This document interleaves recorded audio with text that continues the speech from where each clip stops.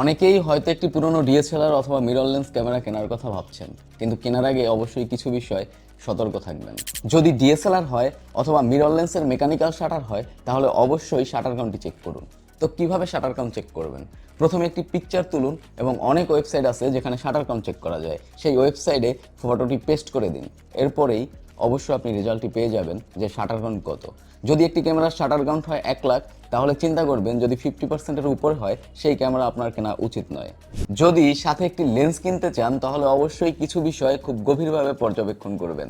প্রথমত অবশ্যই সেলারকে জিজ্ঞেস করবেন লেন্সটি খোলা হয়েছে কিনা।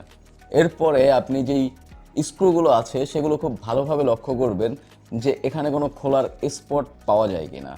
এরপরে আপনি যদি লেন্সের ইউভি ফিল্টার থাকে সেটি খুলে ফেলবেন। ইউভি ফিল্টারটি খুলে তারপরে লেন্সটি খুব নিখুঁতভাবে চেক করবেন যে এর ভেতরে কোনো গাম বা আঠা টাইপের কোনো কিছু আছে কিনা। তবে এটি খুবই সামান্য পরিমাণে থাকবে, কারণ এই কাজটি খুবই সেন্সিটিভভাবে করা হয়। যদি আপনি সামান্যতমও মনে হয়, তবে সেই ক্ষেত্রে ক্যামেরাটি কেনা থেকে অবশ্যই বিরত থাকবেন।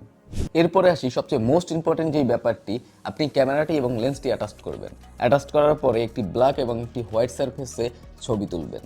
এই ছবিগুলো খুব গভীরভাবে পর্যবেক্ষণ করবেন যে এর মধ্যে কোথাও কোনো ব্ল্যাক অথবা হোয়াইট স্পট আছে কিনা।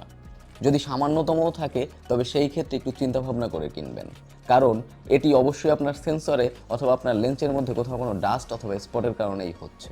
এরপরে আসি আরেকটি গুরুত্বপূর্ণ বিষয়, যেটি আমরা অনেকেই চেক করতে ভুলে যাই, সেটি হলো ভিউ ফাইন্ডার। আপনি ভিউ ফাইন্ডারে আপনার চোখের সাথে ম্যাচ করে অবশ্যই একটি ম্যানুয়াল ছবি তুলে দেখবেন যে সেখানে কোনো প্রকার ঝাপসা বা এমন কিছু আছে কিনা। যদি এই টাইপের ক্লিয়ারনেস না থাকে, তাহলে সেটি কেনা থেকে অবশ্যই বিরত থাকবেন। সো ভিডিওটি হারিয়ে যাওয়ার আগে অবশ্যই একটি লাইক দিয়ে রাখবেন, আর এমনই সব ইন্টারেস্টিং তথ্য পেতে অবশ্যই আমাদের ইউটিউব চ্যানেলটি সাবস্ক্রাইব করে এবং বেল আইকনটি বাজিয়ে দেবেন। So thanks for watching.